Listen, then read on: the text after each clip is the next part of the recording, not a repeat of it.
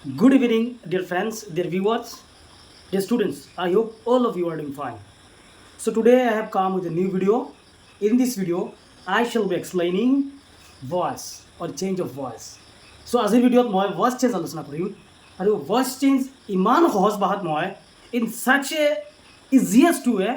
I shall be explaining voice change. And if you are new to my page or channel, subscribe or like my page so that you should not be deprived from the upcoming videos. Okay,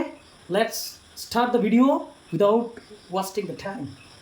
So তোমালোকে দেখি আছা মই লিখিছোঁ active বুলি Ram teachers আছ English Ram teachers আছ English তো প্ৰথম যিটো কুৱেশ্যন তোমালোকৰ মাইণ্ডত আহিব পাৰে যে এক্টিভ ভইচ মানে কি যেতিয়া ছাবজেক্টে নিজৰ স্থানত বহি কাম কৰে তাক এক্টিভ ভইচ বুলি কোৱা হয় তো ছাবজেক্ট মানে কি যিজনে কাম কৰিব সেইটো ছাবজেক্ট ইয়াৰ পিছত যিটো কাম কৰা হ'ব সেইটো অবজেক্ট আৰু যি শব্দটোৱে কাম কৰিব তাৰমানে সেইটো ভাৰ্ব বুলি কোৱা হয় আৰু ভাৰ্ব জেনেৰেলি একশ্যন ৱাৰ্ডছবিলাক ভাৰ্ব বুলি কোৱা হয় তো ইয়াত তোমালোকে চোৱা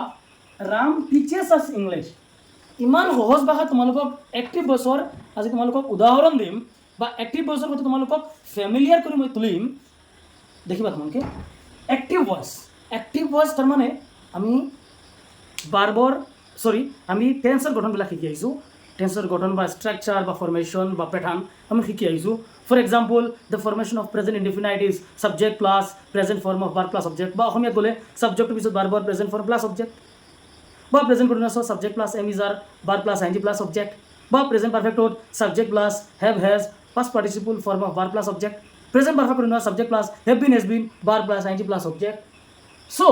আমি 12টা ভাগ আছে টোটেল কিমানটা ভাগ আছে চাৰি তাৰমানে প্ৰেজেণ্টেছৰ ভাগ 4টা পাষ্ট ভাগ 4টা আৰু ফিউচাৰৰো ভাগ 4টা তো আল্টিমেটলি 4 3 ইজ ইকুৱেল টু 12 চ' 12টা ভাগ আছে এই 12টা ভাগৰ 12টা টেন্স হ'লেতো 3 প্ৰকাৰৰ এই 12টা ভাগৰ আমি গঠনখিনি ভালকৈ শিকি আহিছোঁ এই 12টা ভাগৰ যিকোনো এটা গঠনৰ লগত যদি বাক্যটো মিলি যায় তাৰমানে টেন্সৰ গঠনৰ লগত যদি বাক্যবিলাক মিলি যায় তেতিয়াহ'লে সেই বাক্যটো আমি ধৰিব লাগিব যে এইটো এক্টিভ ভইচত আছে তো বাৰু আমি সেন্টেন্সটো এবাৰ চাই লওঁ let's take a glance at the sentence মই কি লিখিছোঁ ৰাম টিচাৰ্ছ আছ ইংলিছ সাবজেক্ট ৰাম টিচাৰ্ছ মানে ভাৰ্ব আছ হৈছে নম্বৰ 1 অবজেক্ট নম্বৰ 2 হৈছে ইংলিছ অবজেক্ট সাবজেক্টৰ পিছত ভাৰ্বৰ কোন ফৰ্ম হয় present form yes there is a formation like this sentence we have found in present indefinite তাৰমানে প্ৰেজেণ্ট ইনডেফিনাইট টেন্সৰ যিটো ফৰ্মেশ্যন এবাৰ যদি আমি অলপ ৰিকল কৰোঁ যদি আমি বস্তুটো আমি যদি অলপ চাওঁ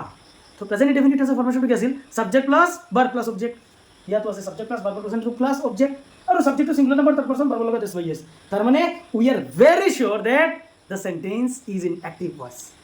বাক্যটো ক'ত আছে এক্টিভ ভইচত আছে তো এতিয়া আমি ধৰি ল'লোঁ এক্টিভ ভইচ তো এক্টিভৰ পৰা বেছি ভইচলৈ নিয়াৰ যিটো নিয়ম এইটো বাক্য এছাৰ্টিভ বাক্য বৰ্ণনামূলক বাক্যক এছাৰ্টিভ চেণ্টেন্স বুলি কোৱা হয় the sentence which asserts something, which provides some information, says something, denotes something, describes something. This sentence is known as assertive sentence. এইবিলাকক কি বুলি কোৱা হয় assertive sentence যিবিলাক চেণ্টেন্সে কিবা ইনফৰমেশ্যন দিয়ে কিবা কথা কয় তাৰমানে কিবা ডেছক্ৰিপশ্যন দিয়ে কিবা বৰ্ণনা দিয়ে কিবা ষ্টেটমেণ্ট দিয়ে এইবিলাক চেণ্টেন্সক assertive sentence বুলি কোৱা হয় তো assertive sentence-ৰ আমি যেতিয়া এক্টিভৰ পৰা পেছিভলৈ লৈ আহোঁ তেতিয়া object becomes the subject. The object of the active voice becomes the subject of the passive voice. Object to subject হয় এতিয়া আজ কি হ'ব আজটো কি হ'ব উই হ'ব আছৰ সাবজেক্টিভ ফৰ্মটো কি উই 2 নম্বৰ মনত ৰাখিবা 2 নম্বৰ টেন্স অনুসৰি বা টেন্স অনুযায়ী বাক্যৰ টেন্স অনুযায়ী অক্সিলাৰী ভাৰ্ব বহুৱাব লাগে তো প্ৰেজেণ্ট ইনডেফিনাইটত কি হয় এম ইজ আৰ তাৰমানে পেছিভ যেতিয়া আমি লৈ যাওঁ এম ইজ আৰ হয় তো উইৰ লগত কি হয় আৰ হয় উইৰ লগত কি হয় আৰ উই আৰ ইয়াৰ পিছত ভাৰ্বৰ ফাৰ্ষ্ট পাৰ্টিচিপল 3 নম্বৰ কামটো কি ভাৰ্বৰ ফাৰ্ষ্ট পাৰ্টিচিপল টিচৰ ফাৰ্ষ্ট পাৰ্টিচিপলটো কি টিচ থট তাৰমানে এই 3 নম্বৰ ফৰ্মটো লিখিব লাগিব teach taught we are taught ইয়াৰ পিছত যদি বাক্যত এক্সটেনশ্যন আদাৰ্ছ ডাবল অবজেক্ট থাকে then we have to write that এতিয়া ইয়াৰ ডাবল অবজেক্ট আছেনে চিয়'ৰ ইয়াত আছে ইংলিছ দেন প্ৰিপজিশ্যন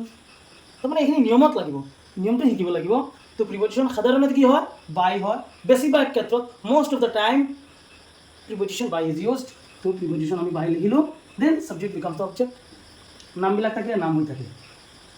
ঠিক আছে so we are taught English by Ram এইটো মই তোমালোকক মই নিজে কৰি দিছোঁ 2 নম্বৰ এটা তোমালোকে নিজে কৰাচোন ইউ প্লে ফুটবল এভৰিডে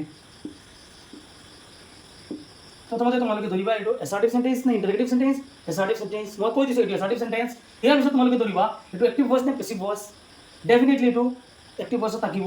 ইয়াৰ পিছত নিয়মখিনি চাবা আৰু এই ভিডিঅ'টো যদি তোমালোকে আৰম্ভণিৰ পৰা চোৱা তেতিয়াহ'লে